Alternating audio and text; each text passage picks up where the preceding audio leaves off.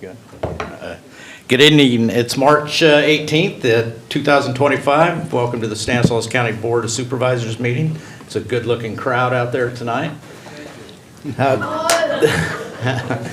We're going to do the Pledge of Allegiance, and if you would, please remain standing for Reverend Scott Elliott of Big Valley Grace.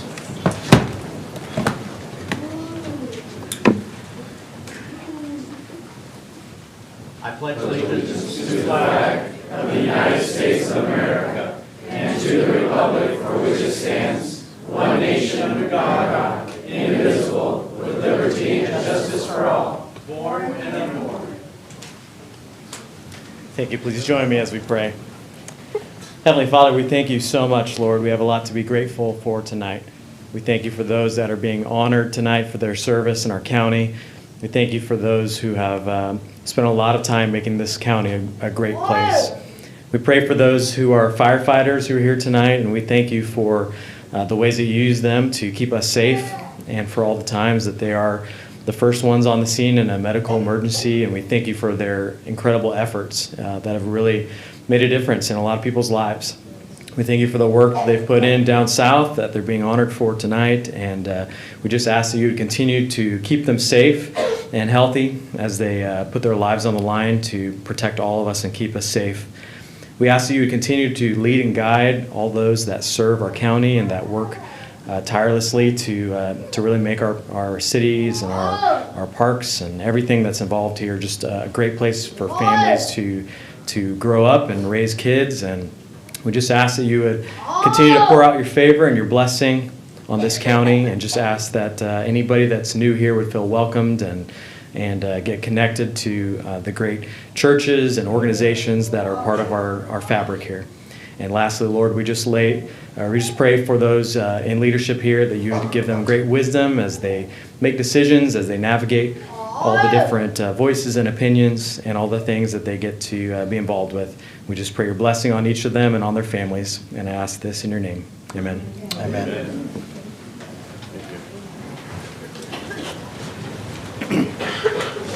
Thank you, Reverend.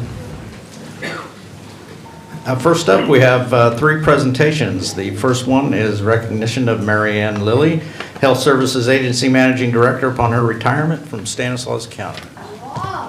Okay, good evening, everybody. Thank you so much for being with our here at our Stanislaus County Board of Supervisors meeting this evening. My name is Jody Hayes, and I serve as the Chief Executive Officer here for Stanislaus County. And it is our absolute pleasure. This is retirement season. Each March we have numerous retirements that occur out of county service. And we have a couple of very special recognitions that we wanted to do this evening, and we're very thankful to have so many people here to share their appreciation for some of our leaders here in Stanislaus County. The first I want to welcome down is Maryann Lilly from the Health Services Agency. Come on down, and I'm going to actually ask Maryann to join me here on stage.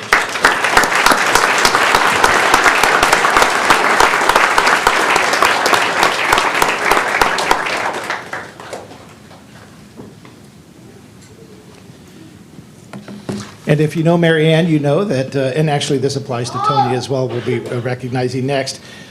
She's not one to seek out recognition and want to be the center of attention, but she is absolutely deserving of our time and attention and recognition.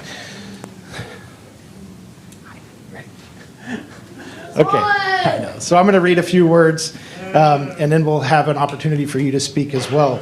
On behalf of the Board of Supervisors, community members, and county leadership, I wish to acknowledge and recognize Maryann Lilly upon her very well-deserved retirement, having dedicated 26 years of service to Stanislaus County. Maryann embarked on her journey with the county in June of 1999, starting as the Director of Managed Care, bringing with her a wealth of experience in the healthcare industry. She was a very qualified healthcare executive when she joined our leadership team. And then in January of 2006, I remember this, you were appointed to the interim managing director and then ultimately officially promoted permanently to the director of the Health Services Agency in August of that year. And I do recall us having those conversations about whether you wanted to take the leadership helm at that time. And you shared you were very, very happy doing what you were doing, but you could like maybe just sit in the chair for a little while. And oh my goodness, that was 2006, man. It's almost 20 years later. And what a journey it has been. Maryann has led our Health Services Agency with dedication and expertise Throughout her tenure, she has successfully overseen a wide range of programs, including clinics and ancillary services, critical public health initiatives, and the overall administration of a very large county department and budget. Her leadership has been instrumental in enhancing service delivery, improving health outcomes, and ensuring the efficient operation of many vital programs our community depends upon. I think one of the most significant roles during Maryann's tenure was navigating the county through the COVID-19 pandemic. So during that critical time, she provided some very steady leadership to her department as well as to the rest of us, guiding us through ever-changing circumstances. We all lived through that experience. We know how difficult it was, changing by the hour some days. Your work was vital for ensuring the best possible outcomes for our community during that really difficult time.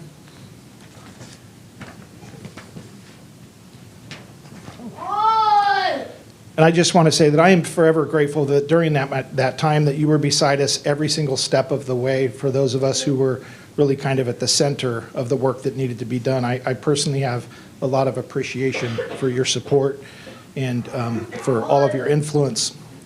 Maryann has worked beyond her department responsibilities for many years to have an additional impact here in the community on many boards and commissions, very actively involved in the Valley Consortium for Medical Education Board and other commissions like the Stanislaus County Children's and Families Commission, amongst others.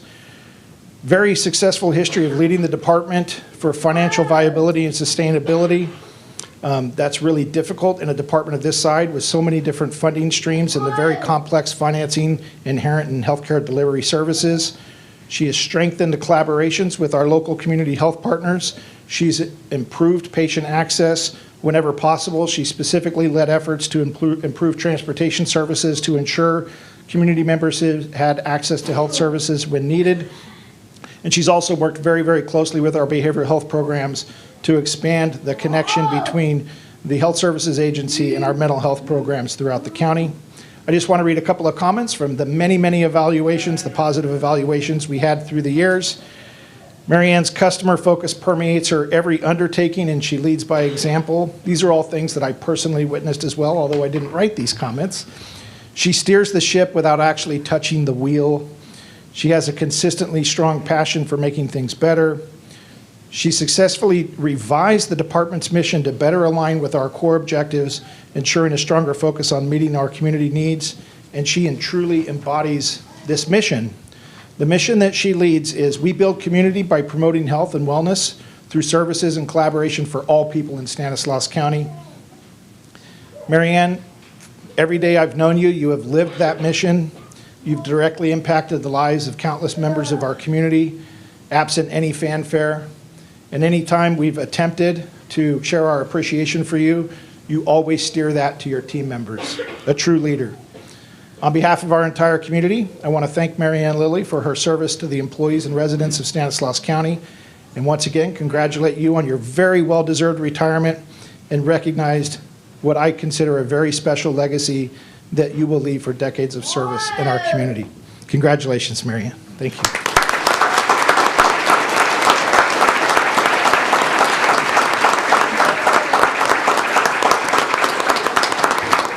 That wasn't so bad, was it? Okay. Okay, now you get to speak, and then we have a couple of goodies for you here. Okay. Thank you. Thanks, Jody, for those kind comments. It feels a little bit unreal. I've been here for so many of these over the years, and it doesn't feel like it's been 26 years. It goes so fast. When I joined the county, I really had no idea the impact working for the county would have on my life.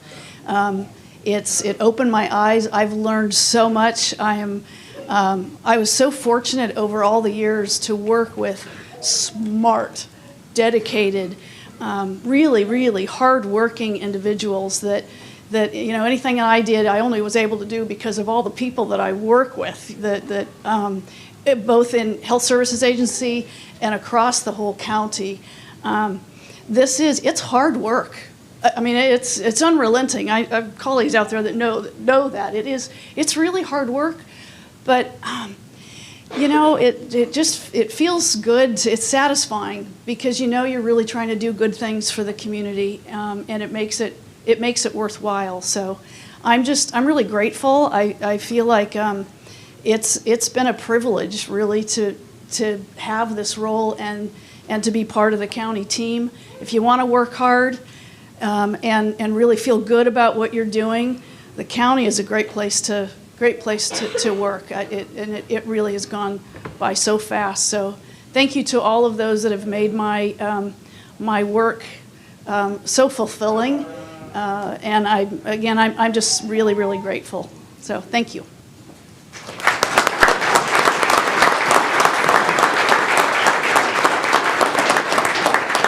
Okay, so before you step away real quick, we do have a couple of goodies for you. Do you want to help me, Terry? Maybe you could roll this one.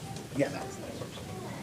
So we do have a commendation for you here that put it someplace nice. Read it every single day, I hope.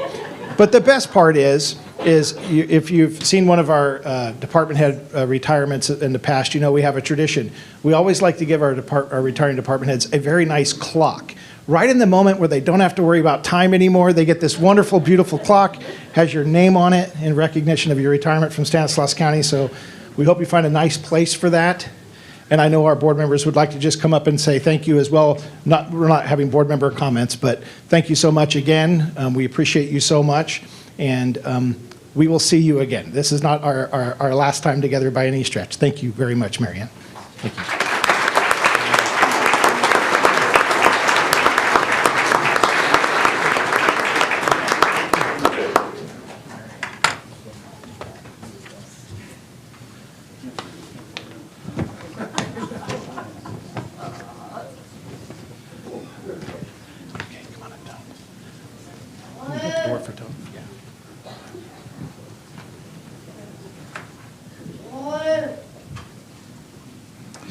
Next up, we have recognition for Mr. Tony Vartan, who is our Director of Behavioral Health and Recovery Services, also retiring this month. Hi, Tony. How you doing? All right. Excellent. So I'm just going to jump right into this. On behalf of the Board of Supervisors, community members, and county leadership, I wish to acknowledge and recognize Mr. Tony Vartan upon his very well-deserved retirement, having dedicated 35 years to, in total, a career in behavioral health throughout our community, as well as San Joaquin County just to our north. Tony's led a very, very interesting career, a couple of stints with Stanislaus County that I'll cover here. Began in 1990 as a clinical services technician with Stanislaus County. This is one of our entry-level positions where he advanced through very important roles as deputy public conservator, mental health case manager, and ultimately as a mental health clinician with Stanislaus County. In 1999, Tony transitioned to working with Doctors Medical Center, the Doctors Behavioral Health Center as we know it today, a very important facility and partnership where he served as the clinical social worker and actually advanced through the ranks and wound up overseeing the entire facility as the Chief Behavioral Health Officer, I think around 2010. So a very quick study and obviously very quick to be recognized for your abilities and your ability to move up through the ranks into these key leadership roles. In 2017, Tony returned to county service, accepting the position of San Joaquin County Director of Behavioral Health Services. And then we were very fortunate that about 5 years later, returned to Stanislaus County as our Behavioral Health Director, where he has served until now upon his retirement. As a local county resident, Tony expressed his excitement and appreciation for the opportunity to return to his home community and to bring his career full circle back to Stanislaus County where he began. Tony has had a very successful history leading very complex behavioral health delivery systems, and these are very complex systems, including acute inpatient behavioral health facilities, outpatient facilities, recovery and withdrawal management programs, intensive outpatient treatment programs, crisis stabilization, on-site and mobile crisis teams, and coordinating a spectrum of services through provider contracts and the direct provision of county employees. Every aspect of the entire behavioral health system, Tony has directly participated in and led and filled key roles. Other accomplishments include the establishment of community advisory boards, patient advocacy initiatives, and particularly had a very adept at the development of housing and homeless programming, which was essential to our community. As a member of the California Behavioral Health Directors Association, the California Mental Health Services Authority, and the California Behavioral Health Planning Council, National Association of Social Work and Community Assistance, Recovery, and Empowerment, the CARE Court. Tony is actively engaged, and he influences the mental health and substance use disorder public policies that influence us here in Stanislaus County. Not only has he worked in these systems, he's taken the time to work statewide to help shape the systems that support our community. Tony, we appreciate you so much. Thank you so much for coming back to our community full circle to bring your expertise through all of these years. On behalf of the entire community, I want to thank you for your service, and to the employees that you've worked with, as well as all the residents of Stanislaus County. And it is my absolute pleasure to formally congratulate you on a very, very well-deserved retirement. Congratulations.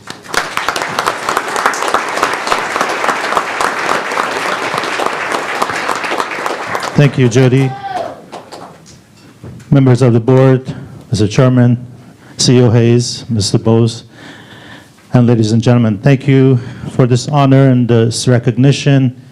It's been a pleasure serving our community and those particularly in need. It has been a pleasure to bring here initiatives and have the support of the CEO and the CEO team, as well as the board, to be able to implement as many initiatives that we did these past few years, particularly the Care Court and the front runners of SB 43, and as Jody mentioned, the expansion of housing for our underserved and unserved, as well as our homeless population. This work continues to move forward, and I'm so pleased that the department will be in great hands to move these initiatives forward.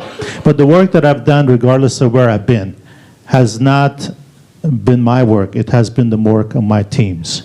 The teams and the people that have worked with me have shaped the successes for our community and for the services that we provided. So I want to thank all individuals, all the staff, all the community partners and department heads that have worked with me to bring these successes and initiatives to fruition. And I want to again thank you for this honor and for the honor of trusting me with running the behavioral health services in this community. And lastly, I just want to thank my better half, who's not here today, but for all the support she has given me throughout my career. And she has been the encouragement and the strength for me to move on in these 35 years. And lastly, thank my son and daughter and my family, some of which are here tonight, for all their support. Thank you.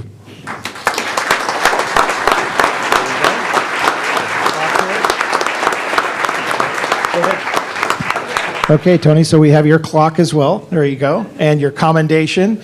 And I'm sure board members want to come up and say hi. And I think we forgot to get the formal picture with Maryann, so if anybody needs a picture, feel free to come on up and we'll snap a photo real quick with Tony. Okay, yeah. You guys go ahead and do your handshakes. Yeah. Yeah. Maryann, would you mind coming back up to make sure we get our proper photo? This won't take long. I'm sorry, everybody, but we skipped, and I'm sorry. It's going to be real quick. Yeah. Yeah. Everybody just squeeze her. There you go.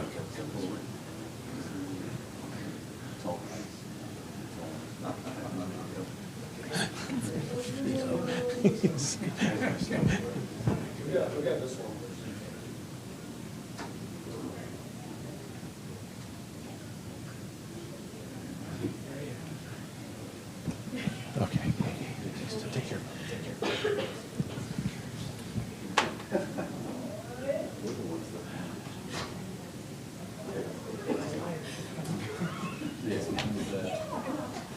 Okay. Thank you.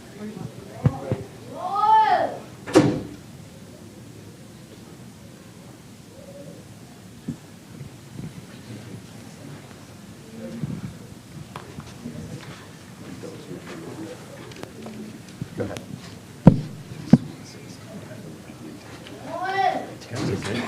Do you see Tablet? It's okay if he sees. Yeah, go ahead. Okay, so we're not supposed to have board member comments because we're trying to keep this kind of short, but I feel like I need to, and I'm going to grab the microphone. So really quickly, and I'll try and consolidate to Maryann. As you know, we have, at any given time, 25 to 28 departments, different departments. Some of them you interact with all the time on a weekly basis, and some of them you don't. Health Services Agency, prior to COVID, it was a public health agency. You know, that's the way people thought of it. And so we became intimately aware of the job that was happening out there during COVID. I also had the pleasure of serving in my 17th year with Maryann on the Children and Families Commission, and it's been a wonderful ride. I wrote down a few words because I thought we were going to say something, but you know, your peers that I'm around a lot of the time think you're thoughtful, compassionate, very passionate, but you're respected. And you always judge the leader by his followers. You'll hear me say that a lot. And Maryann, the team you put together back there is just unbelievable, and got the utmost respect. I wish you the absolute best. When she came onto her job, the CMS, Center for Medicaid Services, they did away with, we were doing something improper, I guess, is what they said. And it was a $20 million issue ongoing, and it was welcome to the job, you know, take care of this for us. That's just one of the issues, but you know, again, people come in under crisis and some sort of crisis, and it's how they react. So I wish you the best. It's been a wonderful ride with you. To Tony, I knew you a long time ago because of the DBHC. We've spent a lot of time where people who are in crisis, adults, when it was sold by the county. So we interacted a lot on the mental health side. And there was a hole in the issue for minors. And I just want to tell everyone, because of Tony's hard work, and we talk about fixing problems, not just for our county, but it's statewide problems. And we're going to open a facility in about a year in Turlock, which is going to serve 3 counties for minors who are in distress, who would typically sit in an emergency room potentially for a week or 2 weeks at a time. It's very forward-thinking, partnerships, building partnerships on a continual basis. You've done such a great job for us. Again, I know that you haven't spent all your time here in Stanislaus County, but as I do my department head visits before you started, I think you were paid about $7 an hour, and you've made your way through the whole system. It was one of the most amazing stories. He's very instrumental in the Assyrian community in Turlock.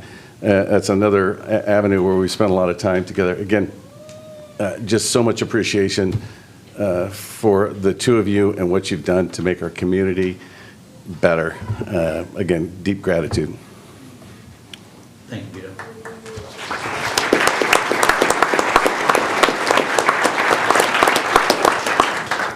Next up is recognition of mutual aid assistance and support of the Los Angeles Fire, Chief Eric Klebmeyer, Fire Warden.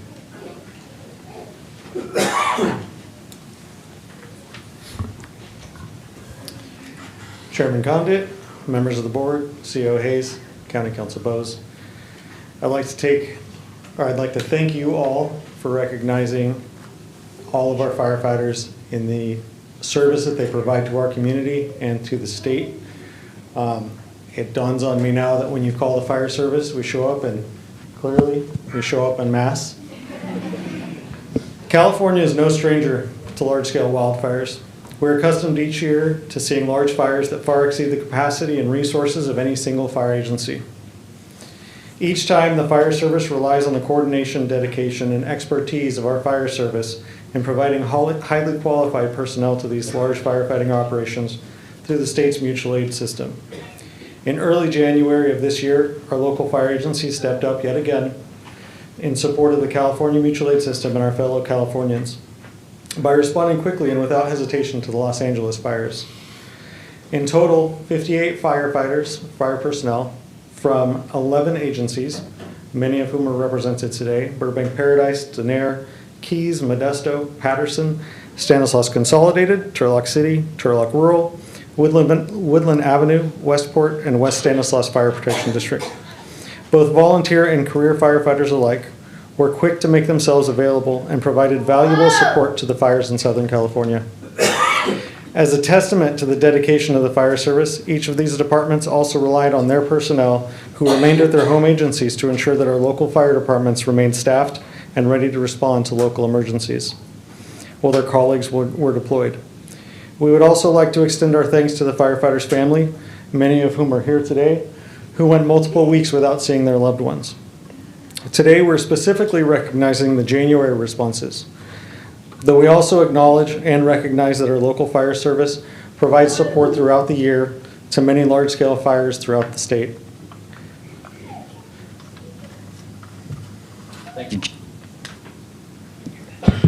Thank you, Chief.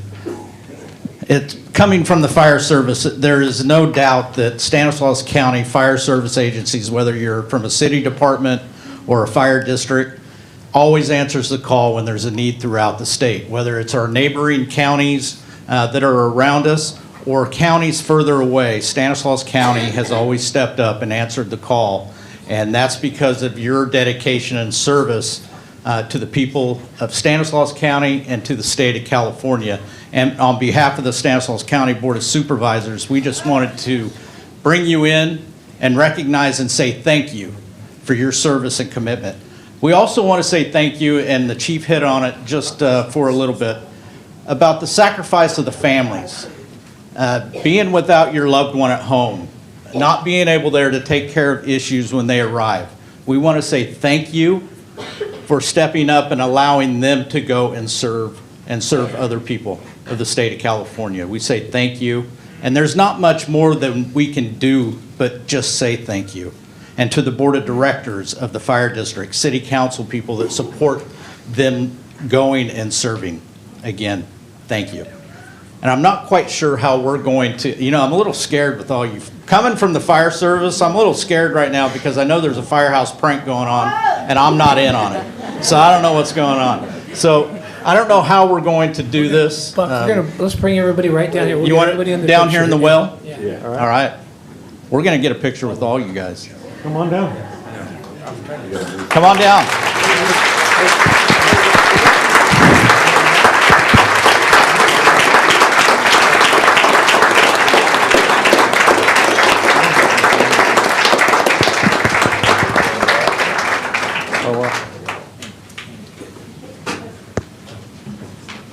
Before we set up the picture, I want to thank the fire marshal for allowing so many firefighters in at one time. It's coming.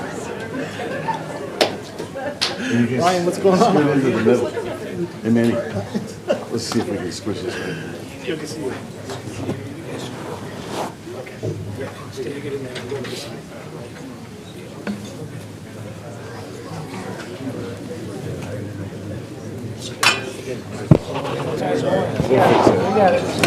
China shop. You notice how everything's tall? Yeah. Okay. Hey, Buck, you're supposed to be with us, man.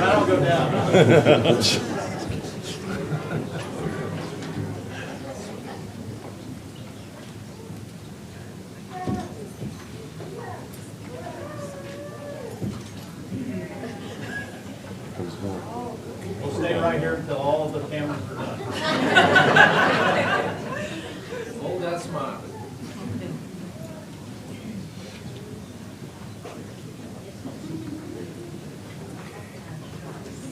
Okay.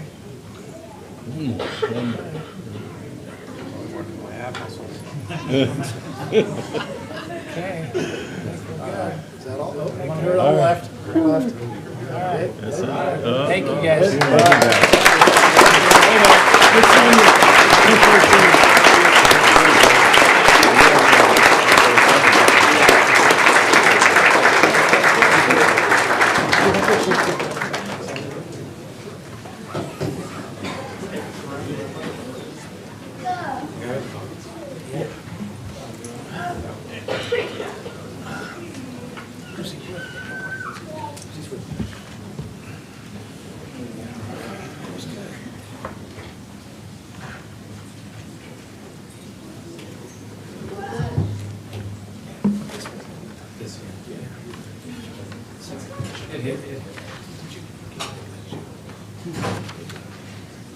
We have to say something.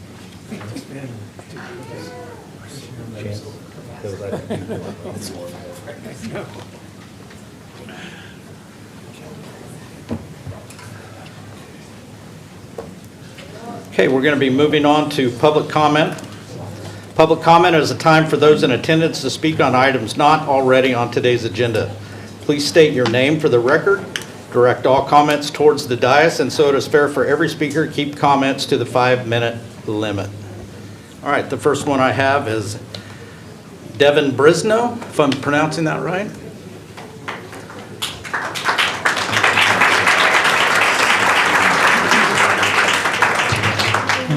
Hello. Good evening, board. Good evening, public. My name is Devon Brasino. I'm an IHSS provider from Modesto.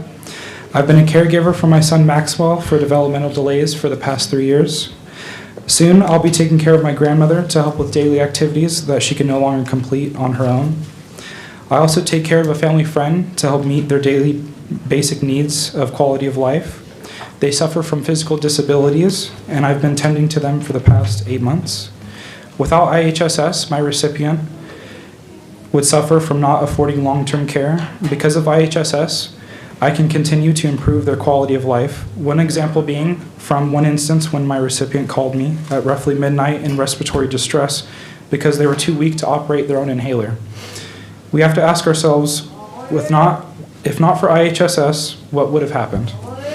Providers like me and those behind me and all over Stanislaus County must sacrifice their own well-being just to ensure their recipients are safe and have the health care they're entitled to. Every person in this room will need some kind of care at one point or another from providers like IHSS in their life to take care of them. The average person in this growing economy is making it too hard and too difficult for the average person to age in their own home. With more wages, we not only can increase the quality of care we provide for our community, but we can also increase the quality of life for all IHSS recipients. There isn't enough for the younger generation, including myself, enough for the younger generation to want to take care of the aging community. At this rate, with roughly 25% of Californians being 65 years or older, and only roughly 1% of Californians being IHSS providers, the system is doomed to collapse if wages aren't equal to those in our fellow community agencies. We don't need crazy wages or crazy figures, but we need to at least be comfortable in our own homes. If we have to fight for generations to come, it's not a matter that will stop because there's no job that pays us high enough to make us stop taking care of the community or our loved ones. It's time IHSS providers receive a fair contract with more than just a few mere cents on the dollar. Thank you. Thank you for being here.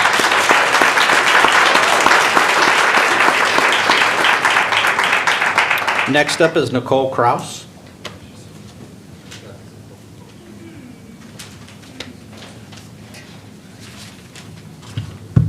Hello, my name's Nicole, and good evening to everybody. Good evening. So my name's Nicole Kraus, and I'm a home care provider for Stanislaus County, and I'm also a member of the United Domestic Workers Union. And I'd like to acknowledge all the people that are here behind me as well from the IHSS program. They're concerned, and they're here for to support a fair contract. So in the past year, actually, I've had the privilege of speaking with thousands of home care providers, many of which come from Santa Clara County. And by the way, Santa Clara County gets excellent medical, dental, and vision benefits, not to mention $2.25 more per hour. So I'd like for you guys to imagine this. Imagine you're a provider and you're working 200 hours a month, and you move to Stanislaus County, and you have an urgent need to see the dentist, but you're unable to because you're on a waiting list and you cannot access your benefits. So not only are you taking a $450 a month pay cut, but you're also not able to access your much needed benefits as they were told they had, or as you were told you had. So now, granted, we don't live in Santa Clara County, so we're not going to get their wages, but Stanislaus County should at least be able to provide the benefit they say providers have, which is vision and dental benefits to all qualifying providers. So we're asking Stanislaus County to do the right thing and show that we really do care, as our motto states, by expanding dental and vision to cover all providers that qualify. Thank you. Thank you, Nicole. Next up is Sherry Huntington.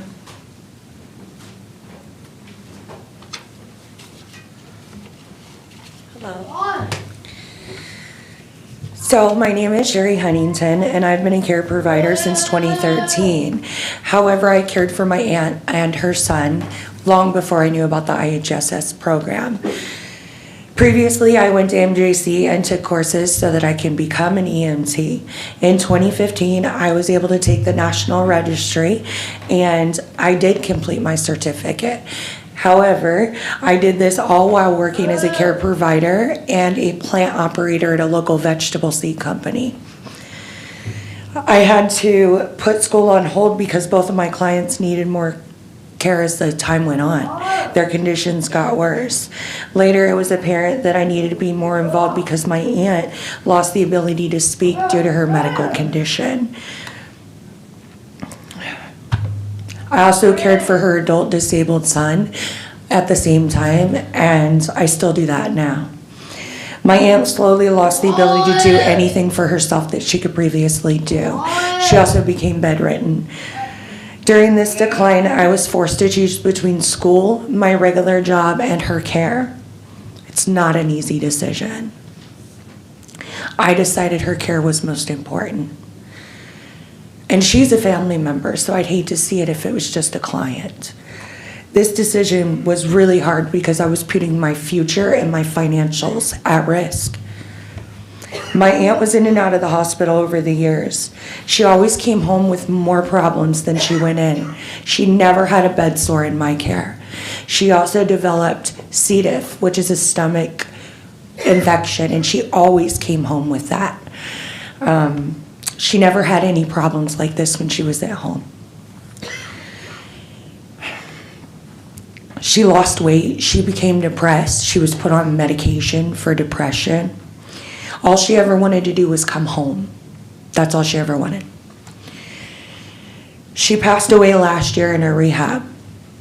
And I know it cost more for them to care for her there than with me at home, especially when she needed all the supplies she needed when she got sicker. I could have done this for her at home for a lot less money, and I did it with my heart. She wanted to be at home because we did the best care for her, not round the clock, just another herd them in, herd them out, you know? These were actually her words to me before she passed. She said the wage for a care provider is actually less than what somebody at In-N-Out Burger makes. I found this is true. A private business such as a food industry are able to care for their employees and offer a livable wage. However, why are you not able to provide home care providers with a livable wage? This to me is a message that you don't care about home care providers, only offering us cents. I do home cooked meals. I give her baths. I do her laundry. She had a feeding tube. I had to learn how to take care of that, clean it. She had breathing treatments. How can you refuse to give us a living wage when I'm doing these things for my aunt, a client, or anybody for that matter that's on the program? This is why care providers have to choose what's more important, money or the care you're providing to somebody that they can't do themselves. When clients are at home, we're saving money for the community and we're saving families from being separated from each other. I believe we also save our clients comfort, well-being, and mental health because there's no place like home. All we're asking is for you, all we're asking you to do is consider everything that we do and sacrifice for our community's most vulnerable and approve a contract that gives IHS home care providers a livable wage. Thank you. Thank you, Sharon. Next up is Will Kelly. Will Kelly.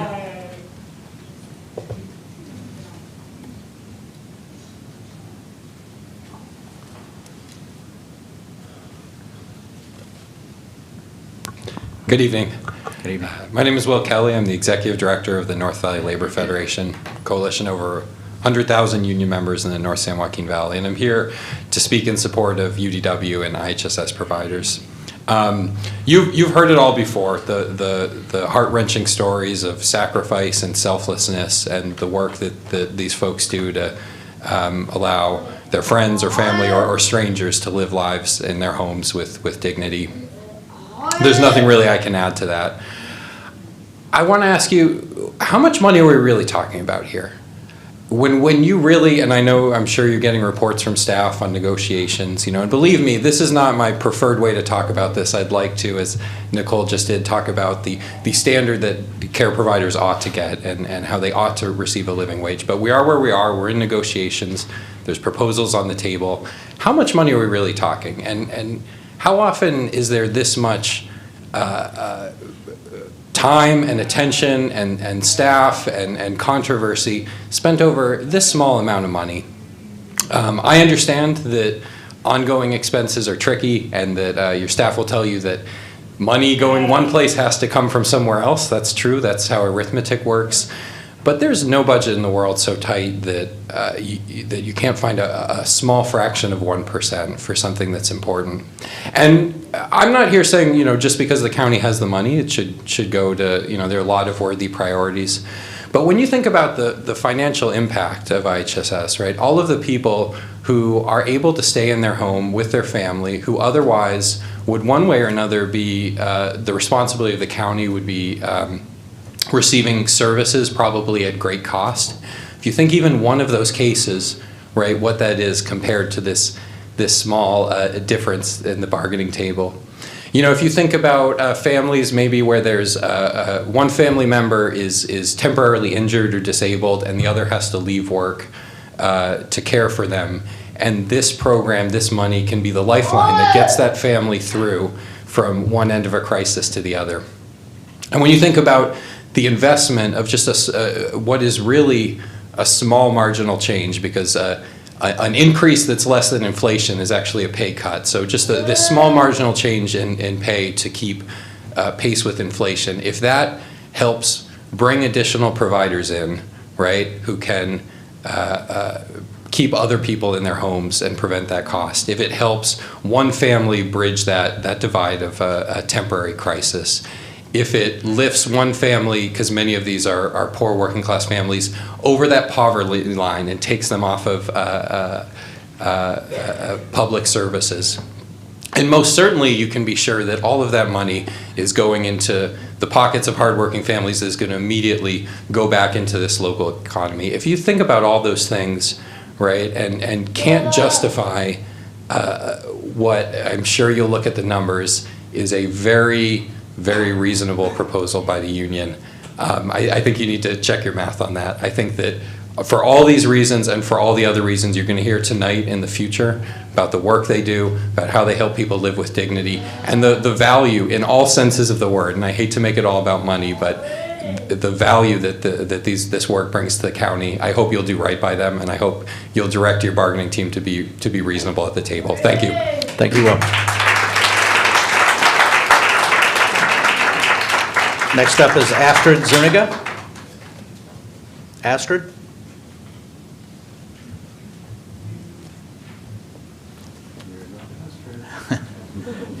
I don't think you're Astrid. I'm clearly not Astrid, but I'm here on her behalf. She had to stay home to take care of her son, who you all know suffers. He's autistic, so she had to stay home today. Like many home care providers, many of them are at home right now taking care of their clients. But my name is Sandy Moreno. I'm the regional manager with United Domestic Workers, and I'm here to speak on her behalf. We here, all of the providers here in this room and the 6,000 plus providers in Stanislaus County, they're more than just workers. Providers are the heart of the community. They have children that attend Stanislaus schools. They pray in Stanislaus houses of worship. We shop at our local businesses. We coach Stanislaus sports teams, and our children also playing Stanislaus sports. I say we because I also manage my grandmother's care, so I do understand what other providers go through. We are deeply rooted here, and the work that we do is just as essential. Our care gives freedom to low-income seniors and people with disabilities, the freedom to live at home with dignity instead of being forced into institutions. Yet, this county does not seem to care about our right to live with dignity. We are paid just $17.75 an hour for this life-giving work. And today we were at negotiations today. It marked our 5th negotiation session with the county. And frankly, we are very disappointed. The county continues to offer pennies to the workers who do this vital work. Instead of expanding benefits like dental and vision, we were met with talks of potentially cutting some of the life insurance because the county continues to keep the status quo. We come to the table in good faith, ready to reach a fair agreement that respects the work that we do. Home care providers do so many things, just like you heard in our previous, from some of our previous providers. We're managers, we're cooks, we're therapists, we're assistants, we're nurses. We are there 24/7, making sure that they're safe at home. But most importantly, let's recognize that this work takes special skill. It requires compassion, it requires patience, it requires expertise, because it is deeply rooted in human work. So yet today we were met with disrespect at the table. We were told that our wage expectations, and this is direct quote, our wage expectations don't match the county's reality. But let's talk about reality. This program is a critical part of Stanislaus County's care infrastructure. And with the $749 million budget for your priority of supporting a healthy community, which is in your 2025 budget pamphlet, there is really no excuse not to prioritize the workers who care for this community. So I'll leave you with this. Our members here, we're 6,000 home care providers in Stanislaus County. Our members are strong. We are union members, and we have over 3,000 registered voters in all of your districts combined. And we are watching. So to see if you meet our expectations and our reality of the people that you serve, it is time that you do what is right. Thank you. Thank you, Sandy. Next up is Mylinda Mason.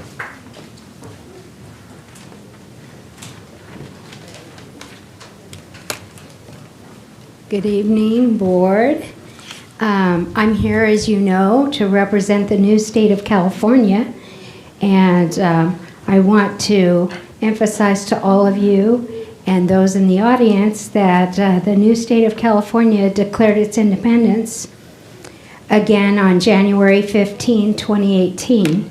Since then, we have read 190 grievances into the public square in over 48 counties over approximately 200 weeks. We've established 57 new state of California committees in California. We have written a constitution that is Republican in its form, and that's what it's called for in the United States of America. We have filed 2 lawsuits against Gavin Newsom, Alex Padilla, and Shirley Weber. We have filed 4 amicus briefs with the Supreme Court of the United States in support of our President Donald J. Trump. We have 27 new California state counties that have presented vital information during county, city, and public meetings. We've conducted 12 constitutional conventions and are going into our 3rd this month. We've established the new state of California legislature, which has an active assembly and Senate. The last 6 years, the legislature has been conducting necessary procedures and protocols to conduct a Republican form of government for the new state of California.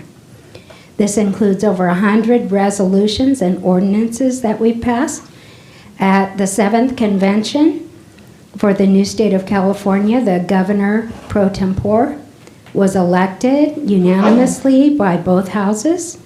We established now a reorganized government in the state of Virginia.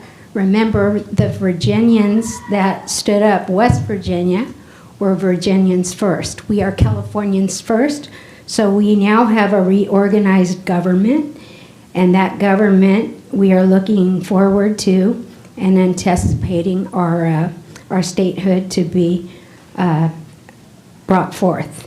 New California in 2023 made its appeal for statehood to the reorganized government of California State, so that's almost 2 years ago, and that appeal was granted. Conducted more than around 700 public conference calls. We do those 2 times a week on Sundays and Wednesdays, and the public is welcome to come in and ask questions and get familiar with the new governments. The appeal, we have turned 10 counties in the 2024 presidential election.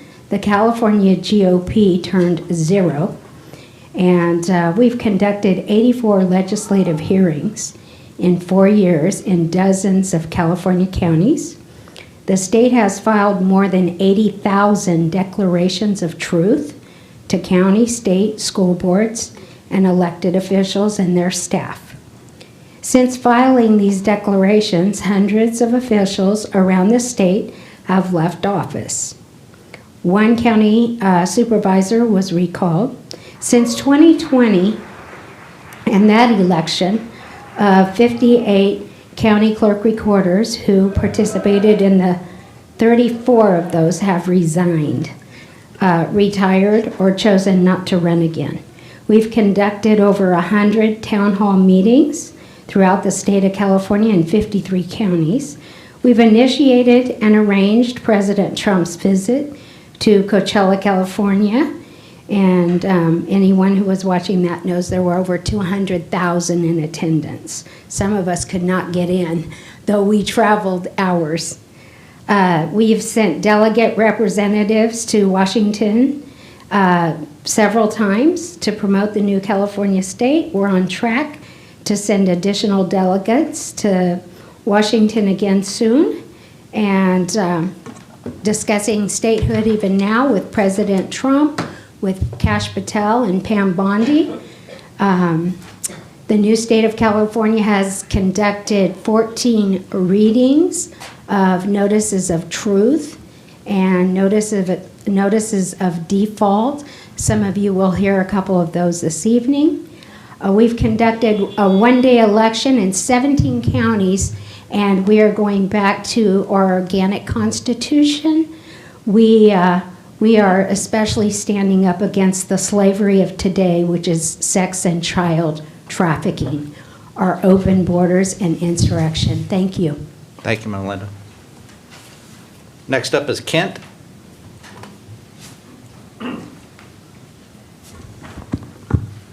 Evening, gentlemen. Evening. Kent Higgins is my name, and I'm about to read a letter from Paul Preston to the President of the United States, Donald J. Trump, President of the United States. My name is Paul Preston. I am the founder of New California State Movement and elected Governor Pro Tem of the New California State, NCS, by the reorganized government of California formed following the West Virginia model. The New California State Movement began in response to an unconstitutional and dictatorial actions of the existing state of California and its governors. The current California government is in violation of the United States Constitution. Article 4, Section 4 does not have a Republican form of government, nor has it protected its citizens from invasion nor from domestic violence. For this reason set forth below, we are asking for your personal intervention and the intervention of the federal government to invoke the Insurrection Act of 1807, 10 U.S.C. 251255, for the reasons set forth to invoke the Emergency Economic Powers Act 50 U.S.C. 1701 to declare the Mexican cartel terrorists and seize their assets, and to recognize New California State and request Congress grant their statehood resolution. Background: the New California State movement moved in response to the arbitrary and dictatorial actions of the governor of the existing state of California, declared its independence from the existing state of California in September 15, 2018. Since then, we have published 190 public grievances, as our nation's founding fathers published in the Declaration of Independence, held 12 constitutional conventions, established 3 branches of government, included a bicameral legislature, and drafted a constitution closely akin to the 1850 California Constitution. Our legislature has passed 40 resolutions in an effort to thwart further Mexican cartel and communist Chinese efforts to make California a totalitarian state. The New California State movement has closely followed the procedures that West Virginia followed in to achieve statehood during the American Civil War.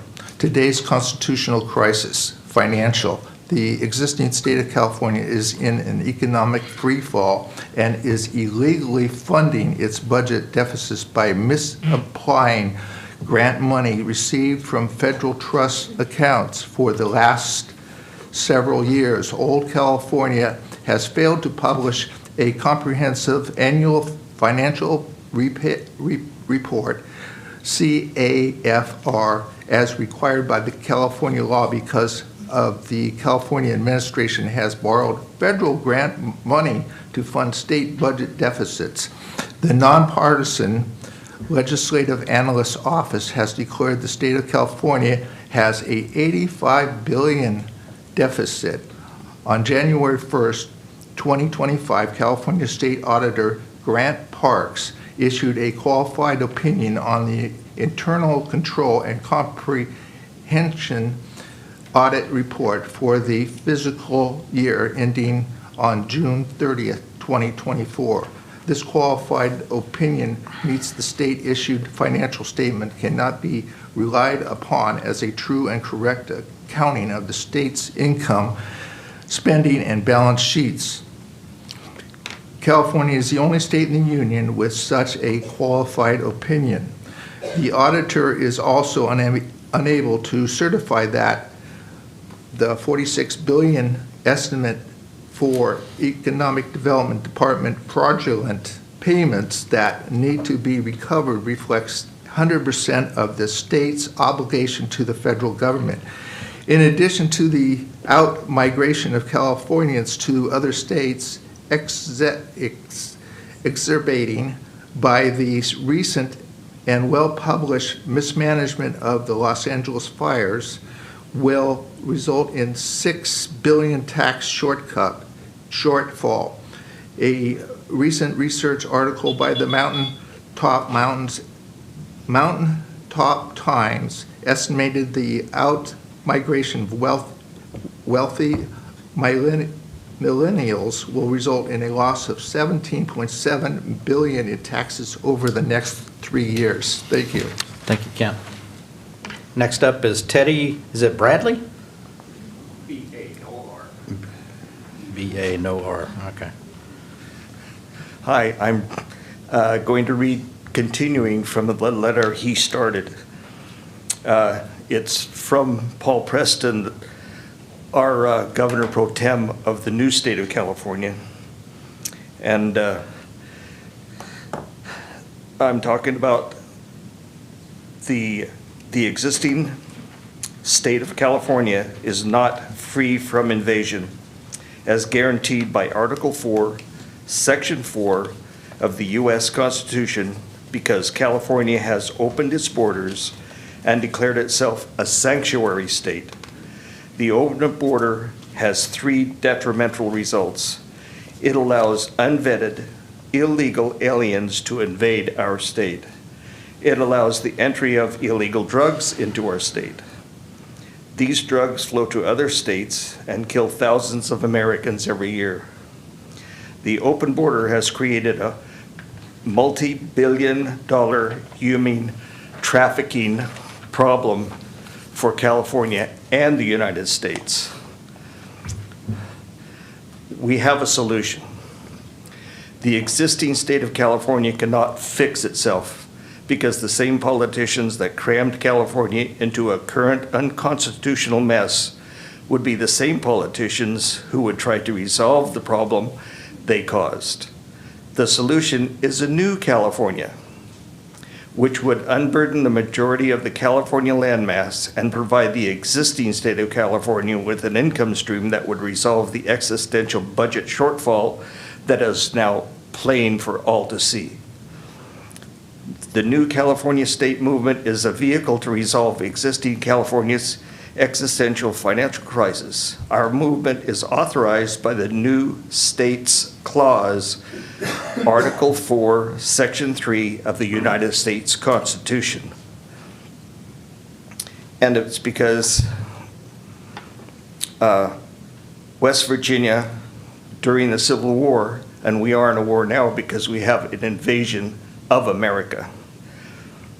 Just as the Commonwealth of Virginia seceded from the Union in 1861, so the current state of California has seceded from the Union by its wholesale violation of guarantees of Article 4, Section 4 of the U.S. Constitution by installing mono-party dictatorial governments similar to the governments of North Korea, Communist China, and Cuba. This letter was to Mr. President Trump, and only he can provide the help the people of California desperately need. If he would invoke the Insurrection Act of 1807 by recognizing the current state of California currently exists in a state of rebellion and default, thereby enable it the deployment of troops close to the southern border, which he did already, and the citizens from domestic violence, invoking the Emergency Economic Powers Act 50 U.S.C. 1701, which he already did, to seize the cartel assets wherever they may be found and declare the cartels as terrorists, which he did, and introducing the Congress, the great new California state, and urging Congress to pass the new California Statehood Act to be submitted to Congress during his term. Thank you. Thank you, Ted. Next up is Arnie. My name is Arnie, and I am from Modesto, California. I would also like to read a letter written by the Honorable Robert Paul Preston, Governor Pro Tem of New California State, written to President Trump on Inauguration Day, January 20th, 2025. The great state of New California's request for federal interventions, Insurrection Act of 1807, Emergency Economic Powers Act, Reorganized Government of California, Declare Mexican Cartels Terrorists, Great State of New California Act. Dear Mr. President, New California State declared independence from California on January 15, 2018, in order to create the 51st State of the Union, utilizing the United States Constitution, Article 4, Sections 3 and 4 process. The New California State Declaration was prompted by California silencing the voices of our citizens gradually across decades through voter fraud and deceptive and manipulative laws implemented both federally and locally. They have intimidated our citizens with corruption and lawlessness and destabilization of the economy in an effort to create a society dependent on and fearful of their government. The New California State Movement in 2017 stood resolved to not allow a totalitarian regime to come into full existence. Since our Declaration of Independence on September 15, 2017, New California State has read 190 public grievances, conducted 12 constitutional conventions, established 3 branches of government, created a bicameral legislature, and passed 40 resolutions in an effort to thwart further Mexican cartel and communist Chinese efforts to make California a totalitarian state. New California State now seeks statehood during perilous times, a time when our state has been invaded by millions of illegal foreign nationals, while the California legislature and local leaders protect the lawless and threaten to secede from the United States of America. Failed state in free fall. California is a failed state with a government that cannot provide the basic functions of government as required by the United States and California state constitutions. To be sure, California is in a state of free fall at all levels.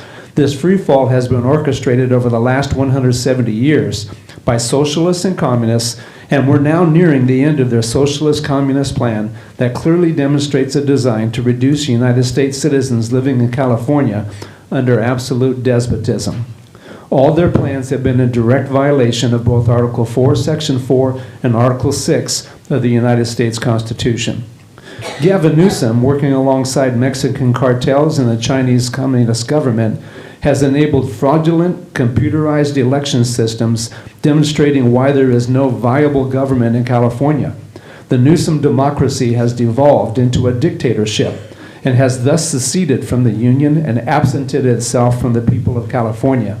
Having thus absented themselves, an unconstitutional administrative state now exists in California in direct violation of the September 9, 1850 compact with the United States of America. From New California Grievance 18, Chapter 2, August 25th, 2020.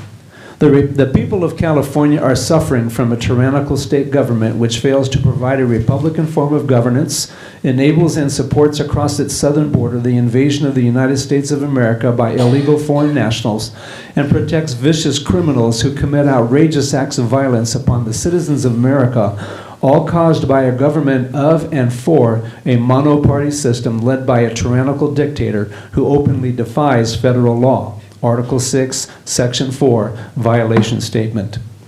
Article 4, Section 4, U.S. Constitution grievous violations, Republican form of government.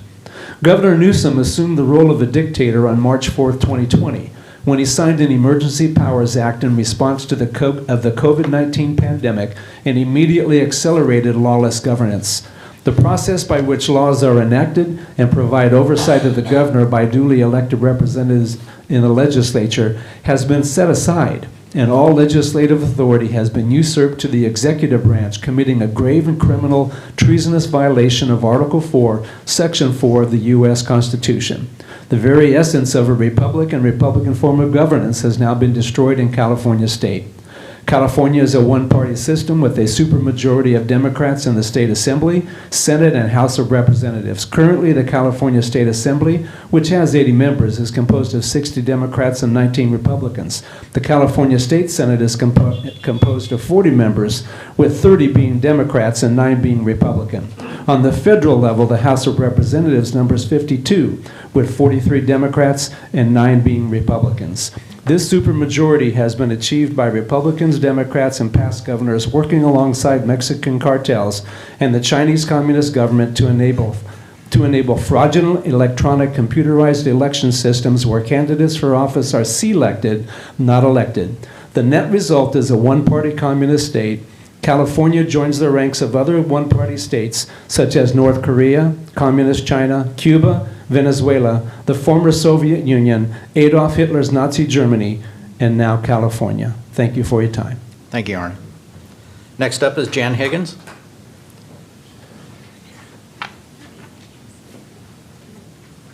Hello, I'd like to continue on with the letter from Paul Preston to our President, Mr. Trump.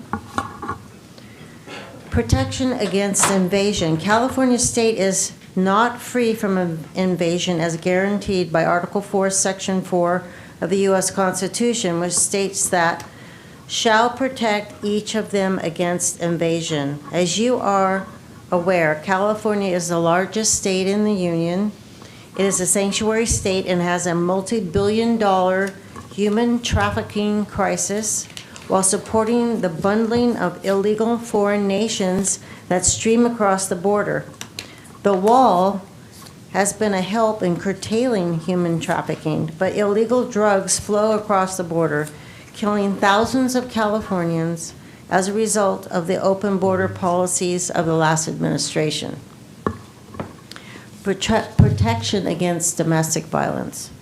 California is now the national epicenter for domestic violence due to sanctuary state laws status, where vicious criminal cartels along with communist China are flooding our state with illegal drugs, thus exposing the people of California to catastrophic levels of violence. To make matters worse, Governor Newsom released over 18,500 convicted felons into the streets of California by the end of August 2020. California State is using the machinery of government to actively encourage violations of Article 4, Section 4. These violations should not stand under your presidency. Financial collapse of California. State government is now a reality. The state of California is illegally funding budget deficits with federal trust accounts. New California State announced in June 23, 2020, in Grievance 9, Chapter 2, that the state of California was in default for failing to publish a comprehensive annual financial report, the CAFR. Failure to produce this report is clear evidence of concealing illegal borrowings of federal grant monies to fund state budget deficits. $85 billion California General Fund budget shortfall. Despite a nonpartisan legislative analyst office declaring an $85 billion California General Fund budget shortfall through June 30th, 2021, the most recent state controller interim statement of general fund for the month ending in May 30th, 2020 claims that California has borrowable resources of over $59 billion to state fund operations. California has suffered approximately $22 billion in tax collection shortfalls related to COVID-19 pandemic since February 3rd, 2020. Yet the May 2020 General Fund report inexplicitly claims borrowable resources increased by about $2.3 billion during the same period. That increase was related to the up of $27 billion in COVID-19 health and financial stimulus monies received by the state of California from the U.S. federal government. High-risk mismanagement audit. On August 25th, 2020, the Associated Press reported California State Auditor Elaine Howell stated in a report California is at high risk for mismanaging the more than $71 billion in coronavirus aid it is getting from the federal government. Elaine Howell said Tuesday she is evoking a state law that allows her to keep a close watch on 18 government agencies that are in charge of overseeing spending. Howell's office identified more than $71 billion the state has either already received or is expected to receive from the federal government. More than half of that money is to help the state pay unemployment benefits to millions of people who lost their jobs, yet much of that money has not been sent to the unemployed citizens of California. The AP article then points out other concerns that demonstrate that California does not have the cash to carry out the basics of governance, including the elements of Article 4, Section 4. His qualified opinion. On January 1st, 2025, California State Auditor grants Parks notice that Governor Newsom and legislative leaders that the Internal Control and Compliance Audit Report for the fiscal year ended June 30, 2023 issued disqualified opinion. That means that California financial statements cannot be relied upon as true and correct accounting of the state's income. spending and balance sheet. Thank you. Thank you, Jan. And next up is Maritza.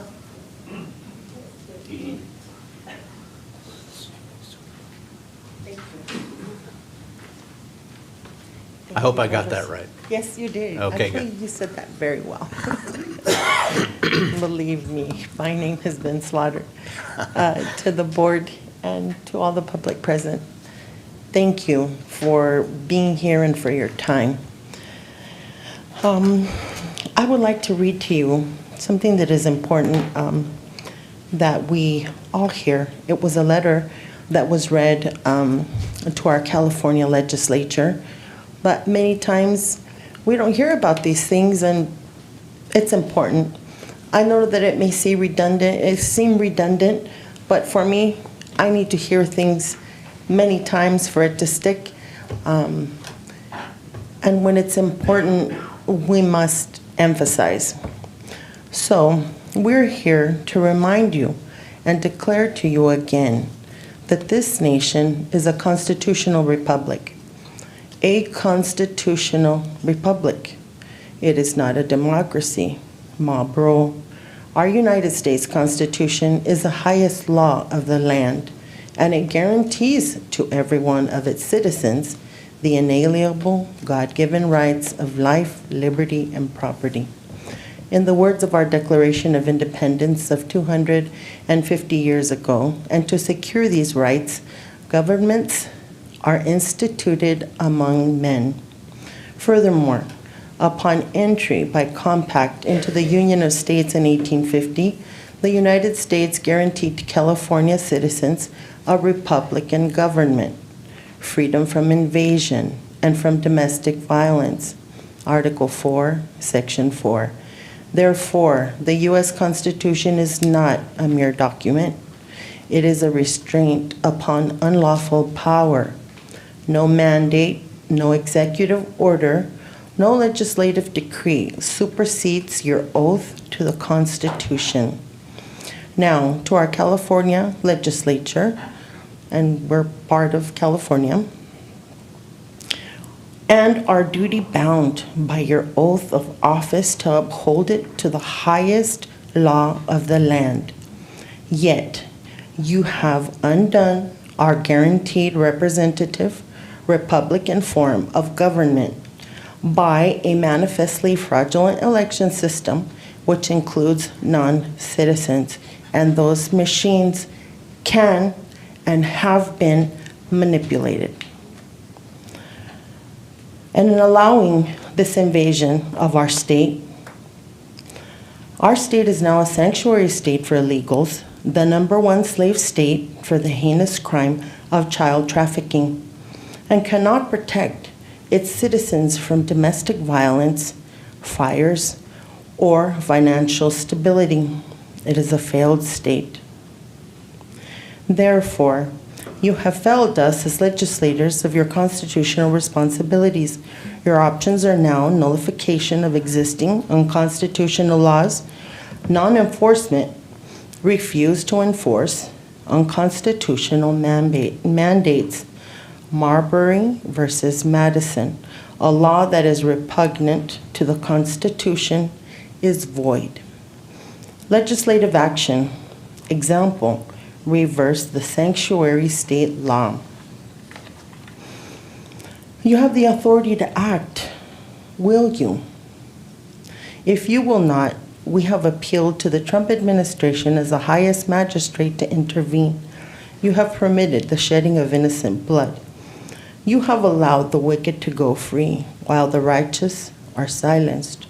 You have forsaken your duty as magistrates. Now, this was read to our county legislature, and I try to think, state.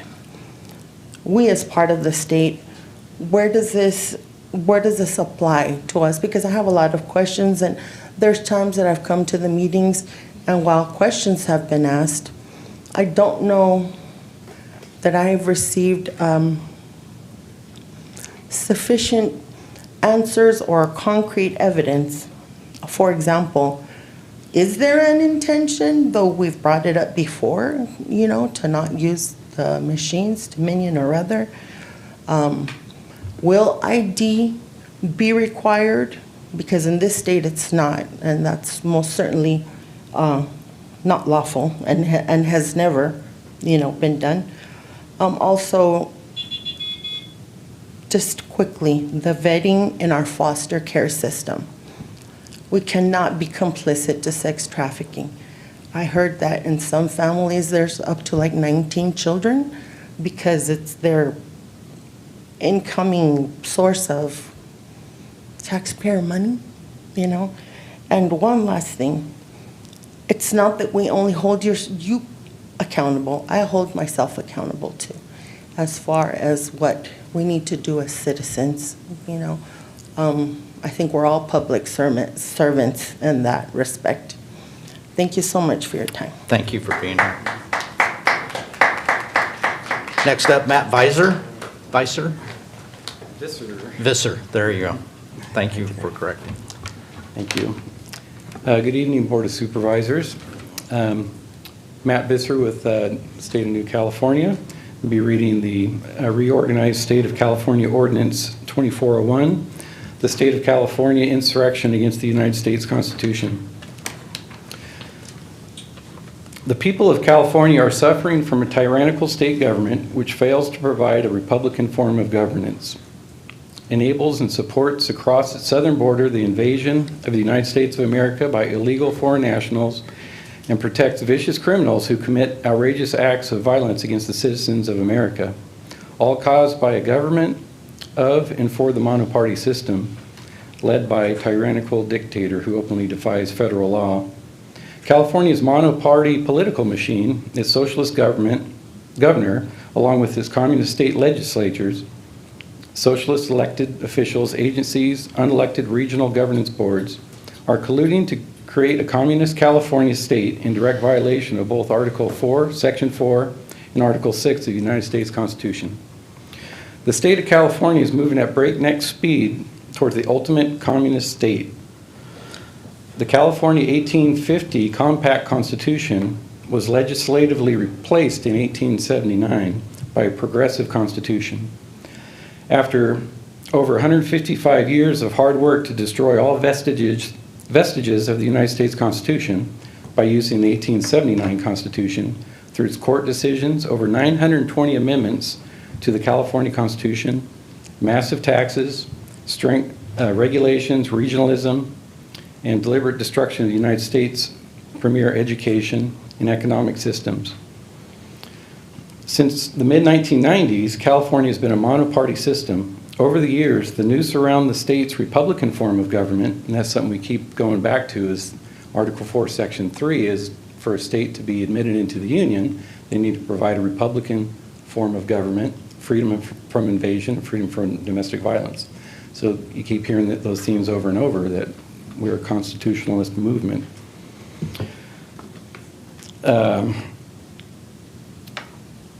Proposition 14 allowed for the top 2 vote-getter candidates from the state primaries to move on to the general elections regardless of party affiliation. Worse yet, the passage of the 2010 Proposition 14, criminal cartels have taken control of the porous southern border of California and have established operations to traffic human slaves and to distribute massive amounts of fentanyl that kill thousands of Americans each year. This operation, run by the cartel network, works in conjunction with government-financed non-governmental agencies, NGOs, we've been hearing about those quite a bit lately, and have taken control of California's political machine. In 2020, the California Attorney General's office proposed an amendment to the California State Constitution to replace the bicameral Assembly and Senate with a unicameral, nonpartisan legislature, and to increase the number of members serving in the legislature that was considered for the November ballot. If the unicameral nonpartisan legislature proposition had passed, the loss of a representative form of government and the formation of a totalitarian state government would have been completed. The pattern and timing of these events are designed and will doom the state of California and the citizens of the United States who live within its border into a tyranny patterned after the communist Chinese takeover of China following World War II.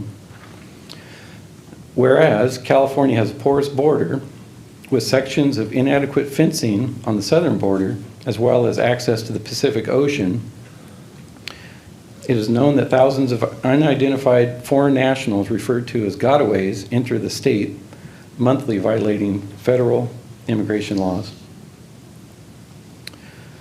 The porous border of California allows untold numbers of illegal foreign nationals to enter California, trafficking dangerous life-threatening drugs, including fentanyl, which kills thousands of citizens, with no remedy to secure the border. Whereas the true purpose of all government is to promote the welfare and provide for the protection and security of the governed, and when any form or organization of government provides inadequate for or subversive to its purposes, it's the right and the duty of the people to alter or abolish it. And that's our God-given constitutional right while we're all here right now. Whereas the Constitution's first three words, "we the people," affirm that the government of the United States exists by the consent of the people to serve its citizens. The government of California, the current socialist governor, and the monoparty system, along with local officials, are following a coordinated design with the intent to actively engage in acts of insurrection against the United States Constitution. Thank you. Thank you, Matt. Next up is Glenelle.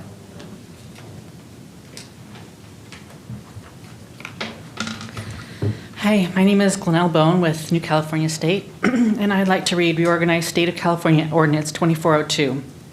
It is titled, "The State of California's Secession from the United States of America." The most assured aspect of our Constitution is the guarantee that all three elements of Article 4, Section 4 will be adhered to by all compact members of the Union of States. Like a three-legged stool, to remove one leg, the stool itself becomes destabilized and ultimately useless. Likewise, if one state fails to provide any one of the three guarantees, then the Union of States becomes less stable. Nothing is more glaring to the American citizens than Gavin Newsom has complete contempt for the rule of constitutional law than to witness the open violations of Article 4, Section 4, and its three guarantees: a Republican form of government, keeping all Americans free from invasion, and that of domestic violence. It is clear Newsom is committing treason. An unconstitutional administrative state now exists in California, in direct violation of the September 9, 1850 Compact with the United States of America. The state of California no longer functions as a Republican form of government, no longer provides freedom from invasion and domestic violence. Whereas California's Republican form of government vanishes when corrupt election systems destroy our God-given rights to self-govern. Likewise, it is with invasion when the citizens have no authority to control who enters the country, invaders take over our land, then domestic violence follows and becomes the new law of the land. And whereas it is evident over the last 3 years since the most corrupt presidential election in American history of November 3, 2020, that there has been a coordinated design for the destruction of the United States, and whereas Governor Gavin Newsom is spearheading the effort to trample on and destroy the God-given rights of the people protected by the United States Constitution, and whereas in California, the Newsom democracy government has devolved into a dictatorship operating as a tyranny to the people, and thus broken the compact of statehood and seceded from the United States of America. Whereas the true purpose of all government is to promote the welfare and provide for the protection and security of the governed, and when any form or organization of government provides inadequate for or subversive of this purpose, it is the right, it is the duty of the people to alter or abolish it and establish for itself a new guard. And whereas the Constitution's first three words, "we the people," affirmed that the government of the United States exists by the consent of the people to serve its citizens, the government of California, the current socialist governor, and monoparty system, along with local officials, are following a coordinated design with the intent to actively engage in acts of insurrection against the United States Constitution and the Compact for Statehood entered into September 9, 1850. Whereas an unconstitutional administrative state now exists in California in direct violation of the September 9, 1850 Compact with the United States of America, the state of California no longer functions as a Republican form of government, no longer provides freedom from invasion and domestic violence. Be it resolved, the state of California is not the property, not the administrative state, not the province of any theocratic ruler, nor any monarch, nor foreign entity or government, but it is a state in the United States of America. Be it further resolved, the reorganized state of California shall honor the Statehood Compact of 1850, the Constitution of the United States of America as the supreme law of the land, and shall honor Articles 4, 5, and 6 that embody the concepts of federalism, describe the rights and responsibilities of the state governments and the states in relationship to the federal government. Therefore, be it resolved, a reorganized, restorative government of California, consistent with the Compact of 1850, with the Congress of the United States, has been established, which is Republican in form of government with an executive branch, judicial branch, and bicameral legislative branch. Thank you. Thank you, Glenelle. Next up is Pat. Good evening, Board of Supervisors and attendees. I will be speaking about California Republic reorganization. The reorganization ordinance is 2403, and the State of California slave trading violations of California State Constitution 1849, Article 1, Section 18, and the United States Constitution 13th Amendment. As stated by the Office of the Attorney General, Rob Bonta, human trafficking is among the world's fastest growing criminal enterprises and is estimated to be a $150 billion a year global industry. It is a form of modern-day slavery that profits from the exploitation of our most vulnerable populations. California, a populous border state with significant immigration population and the world's fifth largest economy, is one of the nation's top destination states for trafficking human beings. In 2018, 1,656 cases of human trafficking were reported in California. Of those cases, 1,226 were sex trafficking cases. 151 were labor trafficking cases. 110 involved both labor and sex trafficking. And in 169 cases, the type of trafficking was not specified. The predators of human trafficking have become more sophisticated and organized, requiring an equally sophisticated response for law enforcement and its partners to disrupt and dismantle their networks. Human trafficking strips victims of their freedom and violates our nation's promise that every person in the United States is guaranteed basic human rights. It is also a crime. According to the World Population Review, human trafficking statistics for 2024, California consistently has the highest human trafficking rates in the United States, with 1,334 cases reported in 2020, of which 1,023 were sex trafficking cases, as reported by bedbible.com. California has the most trafficking, and 1 out of 4 victims are children whose average age is 12 to 14 years. Whereas, defined by the Office of the Attorney General, Rob Bonta, human trafficking, also known as trafficking in persons of modern-day slavery, is a crime that involves compelling or coercing a person to provide labor or services or to engage in commercial sex acts. And whereas California is one of the nation's top designations for trafficking human beings, and whereas California has a porous border with sections of inadequate fencing on the southern border, as well as access from the Pacific Ocean onto miles of unguarded beaches. It is known that thousands of unidentified foreign nationals referred to as gotaways, enter the state monthly, and many are trafficking humans and drugs.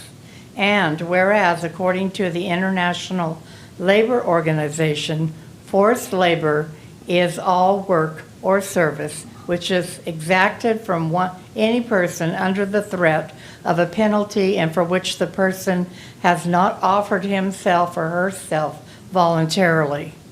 This includes situations in which persons are coerced to work through the use of violence or intimidation, or by more subtle means such as manipulated debt, retention of identity papers, or threats of denunciation to immigration authorities. And whereas Federal Law 22 U.S.C. Section 7102 defines trafficking in persons as sex trafficking in which a commercial sex act is induced by force, fraud, or coercion, or in which the person induced to perform such an act has not attained 18 years of age, or the recruitment, harboring, transportation, provision, or obtaining a person for labor or services through the use of force, fraud, or coercion for the purpose of subjection to involuntary servitude. Lost my place. Pat, if I'll we could stop just, there. thank you, Pat. Next up is Alice.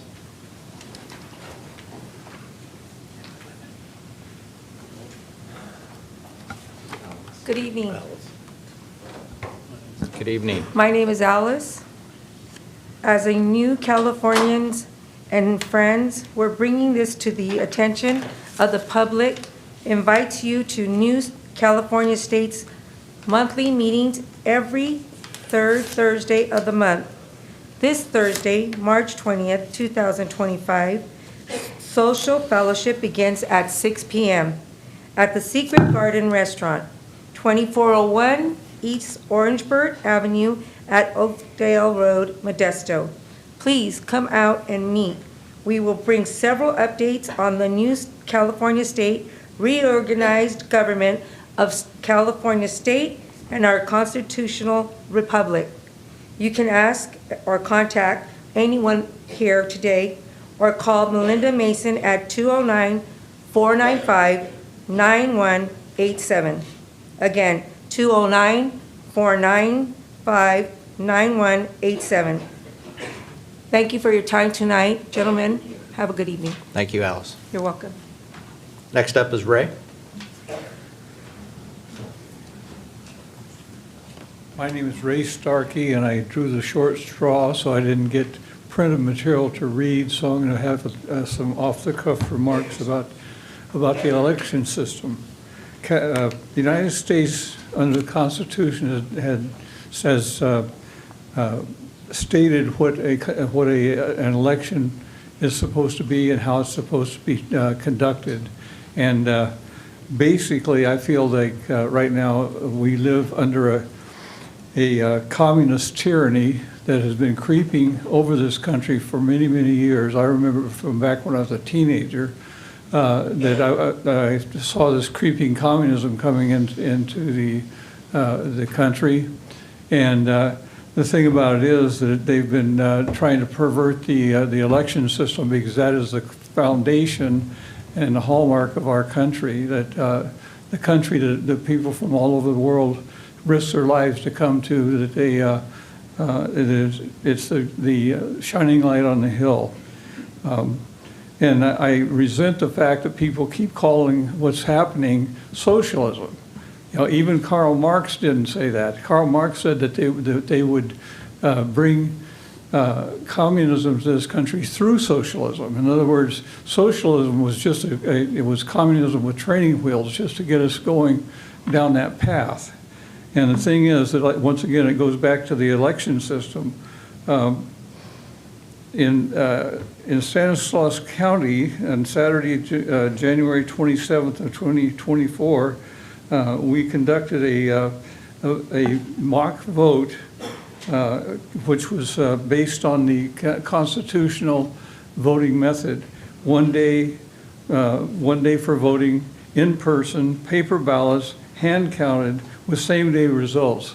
And we were able to pull that off in one day, you know, and it's happened in many countries around the world as well. If you know, people remember the purple finger of the Muslims, and when I think it was Iraq decided to allow women to vote and everything, but you know, the purple finger indicated that they had voted. You know, it was a big deal with them, and it used to be a big deal with us. I remember when my dad used to, you know, take off work to go vote, you know, when I was a kid, and I always took, you know, made sure that I got out to vote, and like I say, I think it's a communist conspiracy. Call me a nut if you want, but it's a communist conspiracy to destroy this country. And the thing is that we have been living under a communist tyranny, and they have almost completed the task of destroying this country. They came very close to it, but I think we averted it. Anyway, basically, that's my spiel. Thank you for listening. Next up is Steve. Steve Handel. I know I'm probably not getting that. Good evening, gentlemen of the board. How you doing tonight? Good. How are you? Good. I'm going to start with a little refresher of what brought me here tonight. It's been almost 5 years ago. I was standing in the same position in regards to Waterford Sportsman's Club. We were without a well and without water for 2 years. And at that time, there was a couple of you gentlemen that came out there, thought you were going to offer to help, put on a pretty good spiel, made me feel good, but nothing happened. We were still without water for 2 years. So anyway, bringing it up to current, Mary Kate was a problem at the time. Mary Kate is still in charge of that. She's actually in charge of the Environmental Health Department now. And she has a gentleman under her, Mark Lewicki, or could be Lewinsky. I don't know if it's a typo. That would explain the problems. But anyway, Mr. Lewicki came to our club probably about 3 months ago, and he said, I can't say this, but I'm going to say it. We've lost your file. So anything to do with our well that we put in, from the permit to all the paperwork, all the drawings, all the maps that we supported, they lost it all. They have asked, or you guys have asked, because you represent the county, have asked that we reproduce all this information. To me, if the county lost it, kiss my butt, you can find it. That's my opinion. But we are doing the right thing, coming up with all the paperwork that we're supposed to have. And they're adding stuff saying we did not do it. We followed Mary Kate's rules to a T, did everything that she asked of us. And when it was time to start the well, we were told to start the well, and we started it. So I know not much is going to get done with you guys in that way, but one thing I would like to see happen, they're asking us for $645 more. We've already paid over 50 grand from a small nonprofit organization. I'd like to see the $645 be waived due to the fact that you guys lost our file. So that's all I'm asking for. All right. Thank you, gentlemen. Thank you, Steve. Steve, and our Director of Environmental Resources is waiting for you right back there. All right, that's the last card I have for public comment. Anybody else have anything, any public comment about anything that is not on the agenda?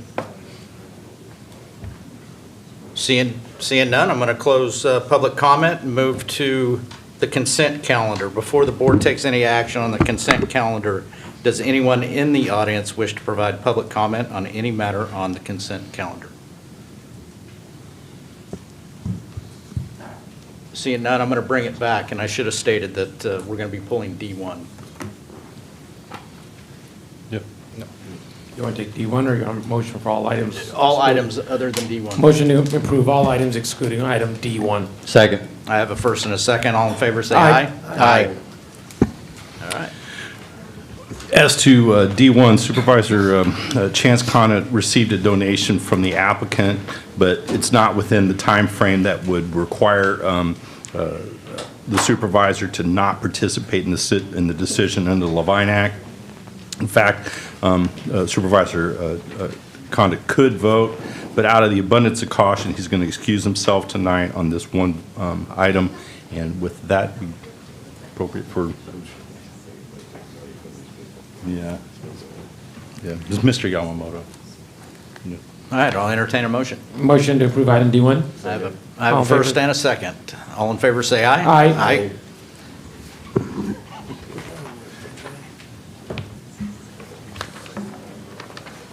All right, moving on to the discussion items. Approval to enter into an independent contractor service agreement without permission incorporated for the provisions of diversion program services in the amount of $336,482 retroactively for the period of January 1st, 2025 through June 30th, 2025. District Attorney Jeff Legero. Good evening, Chairman Condit, members of the board, CEO Hayes, County Council Bose. We very much appreciate the opportunity to be here to present on a partnership that we're very proud of between District Attorney's Office and Without Permission. Little history. You recently approved acceptance of a grant that we had applied for from the Board of State and Community Corrections, and is about a $2.5 million grant. And it was, when we got that grant, it was a convergence of a number of things that were happening at the time. There was funding cuts at the federal level for our Victims of Crime Act funding. Some of that funding was passed through our office and would go to CASA, Family Justice Center, Haven. So we were looking for alternative sources to backfill that funding. And I remember Supervisor Withrow had talked about CASA funding about a year ago. In the course of looking for replacement funding, we were also having conversations with Without Permission about a diversion program that they had conceptualized, and they were looking for funding to see if we could bring this diversion program forward.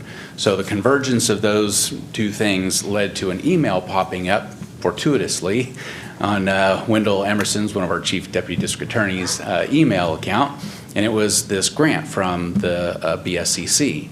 So we had about a 6-day deadline, I think, to get the application done and get it in. And so there was outreach Without Permission to kind of take the lead. We had to put together a local advisory committee. So we got a number of local officials and individuals to come on board to support this effort. The application was submitted on time, and lo and behold, we won it. So we received that funding. You approved our acceptance of that grant, and now here we are. We're rolling out the diversion program. This is Troy Stein. He is the CEO of Without Permission, and he's going to give you the details about this diversion program that we're very proud of. So, awesome. Troy. Awesome. Thank you, Mr. District Attorney. Thank you, Mr. Chairman. I bring greetings from our team to the board members and our collaborative partners. At the very beginning, I'd like to say the HEAT team from the Sheriff's Department has been an incredible collaborative partner for us throughout our journey as an organization, and we appreciate the time. I do want to share with you as a PowerPoint presentation, and you have copies of those available to you. And I want to tell you personally, thank you. I know you're tired, and I will do my best to keep this as lively as possible, as this is a positive presentation, I trust, for you. So some of the topics we'll be discussing tonight is who are we, why do we serve, what's the problem, what's the voice of the survivor, what's the current state we're in, how can we do it better, what about collaboration, the process, the signs, and then finally resources. And I promise you, I'm only going to take about 20 minutes for each one of those points. All right, let us begin with who we are. Without Permission was established in 2010. Our mission is to restore the victimized, to educate our youth and communities to prevent exploitation, and to attack the lies that drive demand. Basically, our organization has 3 separate pillars. There's the pillar of prevention. That's where we go into the schools, and I offer ongoing presentations and trainings to many community members throughout the Central Valley about what human trafficking is, particularly in the lane that we operate in, and that's in the lane of eradicating sex trafficking right here at home. Our restoration piece involves restoring the victimized. Gentlemen, this is the area that we spend the most of our resources in. restoring those who have been experienced the trauma and the devastation of sex trafficking. But what I'm here to talk to you about this evening and share with you is a little bit about our justice piece as we have entered into this collaborative agreement that we're very excited about. Let me share with you at the very beginning what a little bit of a without permission local data is. To date, since 2010, we have served 1,019 survivors of sex trafficking or sexual exploitation. All of them have been sex trafficked or sexually exploited. And what I want you to notice is the third bullet point, and that is nearly all of them are your neighbors, our neighbors. They play on our baseball teams, they attend our schools, they even attend some of our churches. 97% of them call California their home, and at the time that I put this presentation together, the youngest we served was 11 years old, and now it is 8 years old, all from the Central Valley. I know some of this is devastating information, but it's important that we know the realities of human trafficking here. And why do I bring this up with the juveniles? It's because we don't believe as an organization, and statistics do not show that a woman oftentimes turns 18 years old and says, you know, I've got a great profession I want to enter into. It's usually been through force, fraud, or coercion, as it was shared in a previous presentation, that they have entered into this decrepit crime through one of the 4 different methods. So why do we serve? Well, the sale and purchase of children for sex, the second largest illegal industry in our country. It's become a multi-billion-dollar industry. It's expected to surpass the illicit trade of guns and narcotics within 10 years. It's a powerful statement, except when we put it in context that this statement was drafted by the Department of State in the year 2008. It's now some 16 years later, and the number 1 illegal industry in the United States of America is the sale and purchase of children for sex. You can sell a gun once. You can sell drugs once. But you can sell a child 4 or 5 times every single night and do the same thing tomorrow and the next day and the next day. So what's the problem? Women are trapped in prostitution and they need help. Sometimes they're sold by a relative. That's called familial trafficking. That would be the grandma selling the grandson, which is what that 11-year-old was. That would be the mom selling the child. That would be the dad selling out his daughter, or the brother selling out her sister. There's also the love interest. That would be a boyfriend pimp. That would be a Romeo Juliet is what we would call it. And there's also gang activity. So what I'm suggesting to you, and what we firmly believe through statistics right here in the Central Valley, is that the majority of those in the sex trade industry are not there by their choice. They're there because of the history they've experienced. This is just a small, we're part of the circuit, the national circuit, the statewide circuit, and the local circuit. Right here in the Central Valley, we are not a metropolitan area. We're ever growing, but we do not have a large population like the Bay Area or Southern California or Las Vegas. But we are equally as high as those areas I just mentioned in human trafficking, sex trafficking right here at home, and this is the local circuit. A trafficker would transport their product, their human being, from Sacramento, maybe down to Stockton, and through Manteca, Lather, perhaps out to San Francisco, down to San Jose, back up to Modesto, into Turlock, sometimes up into Sonora, maybe perhaps into Mariposa, back into Modesto again, down to the Merced area, into Fresno. If we're going to go the statewide circuit, it'd be down to Bakersfield, down to Los Angeles, San Diego, over to Vegas, up to Reno, back over to Sacramento again. This is the circuit, and this is what is traveled, and this is what is moving product. So what's the voice of the survivor? These are some quotes from some survivors we've served over the last 14, 15 years. One said, my life had become a bargaining tool in order to stay alive. Another one said, I needed to meet a $700 quota a night. What 16-year-old says that? This one just breaks my heart. I owed him for allowing me to live another day. It's just coercion that they're in this life. So what's currently happening? Well, sex workers are considered to be criminals. We know that. And so the cycle is they're arrested, and they're released, and they return to their life, and then they repeat the process. And so each time they're arrested, it costs our criminal justice system thousands of dollars to get them through that process. Not to mention, these are citizens. These are people that we can help. So without permissions, CSED program offers an alternative that will reduce recidivism and empower the survivors to live a better and more productive life. So what are we doing differently? Well, we're working to reduce female adult sex worker recidivism rates. How? They get the option. They get the option of entering into our program or being prosecuted or being cited for the crime of being a sex worker. That means somebody over the age of 18 that's in sex work. So what will they do in our 10-week commercial sexual exploitation diversion program? Well, they will go through an evidence-based and survivor-led group curriculum led by our survivor leader, who was being trafficked for 19 years in the Central Valley right out of Modesto. And she since has gone through restoration and decades of recovery and is a powerful force for the victimized here in the Central Valley. And so she's leading this program, Ending the Game. In addition to that, they get 10 weeks of individual navigator support. A navigator is somebody on our team that is educated in trauma-informed care to know how to walk with them through the difficulties of coming out of this life. They also get 5 weeks of trauma-informed therapy sessions with family concern counseling. And then, of course, they've got the option of safe house placement assistance in what we affectionately call Debbie's House, named after our founder, Debbie Johnson, who passed away last year. How are we working together?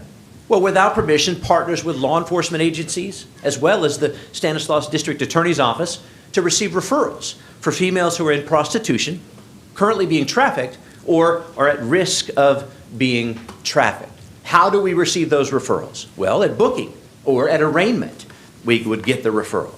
Perhaps we'll get a referral from the district attorney's crime analyst, who will go through the records of those who have been touched the criminal justice system that might be at risk or certainly could be currently in the sex trade industry. Also, the officers or deputies that are on the beat would maybe run into people and then be able to tell them, hey, listen, there's another option for you, and here's one of the brochures that we provide for them. Or the adult probation department. So what are we looking for? Well, if a woman seems disoriented or drugged, there's physical trauma, maybe she's got lack of control over her personal schedule, the 2 phones is a big indicator, unless, of course, you're in an industry that requires 2 phones. Inappropriate clothing. Sometimes we see these women that might be wearing a hoodie in the middle of the summer because they have a brand, a tattoo, a barcode, a UPC code on the back of their neck that was put on there the night before because they're owned by this trafficker. If they're malnourished or they eat as if ravenous, a trafficker would like their product to remain thin. They're more valuable, so oftentimes they're malnourished and need to eat. If they have sudden changes in their attire or behavior or possessions, if they're withdrawn, depressed, something's going on, fearful or crying. They got hyperarousal. If they're physically experienced trauma, we discover this, 25% of all trafficking victims encounter the healthcare system at least one time while they're actively being trafficked. So we do training with the healthcare industry as well. They're substance abuse, they have a controlling friend, controlling boyfriend. These are trainings that we take through our law enforcement as well as our other community partners and leaders who touch the community, our front lines, interacting with them so we can give them the help that they need. Where are we headed? Well, we hope to serve up to 200 women per year. We're prepping to launch our CSPD program. That's the Commercial Sex Purchasers Diversion Program. And so we're going to address it from the criminal aspect of the purchasers as well, and then we're aggressively educating our community. So what do we need?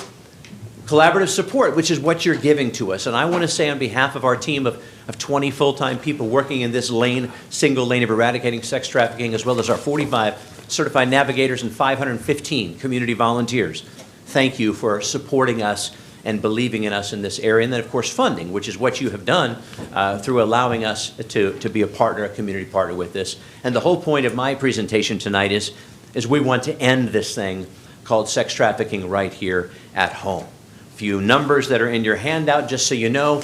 And I want you to notice that we do have a crisis support line that we operate 24 hours a day, 7 days a week. We answer it, and when law enforcement contacts us, we show up every single time because we want to be there to support them in this. And then I'll close with this, if you allow me. I am only one, but I am one. I cannot do everything, but I can do something. And because I cannot do everything, I will not refuse to do the something that I can do. God bless you. Thank you guys so much. Do you have any questions that you would like to ask this evening? Thank you, Mr. Stein. Any questions? No questions. Troy, just want to thank you for what you're doing and what your organization does. As you said, this has become the #1 issue as far as the cartels and gangs, human trafficking is where all the money is made now for these guys. And we've got to do everything we can to shut this thing down.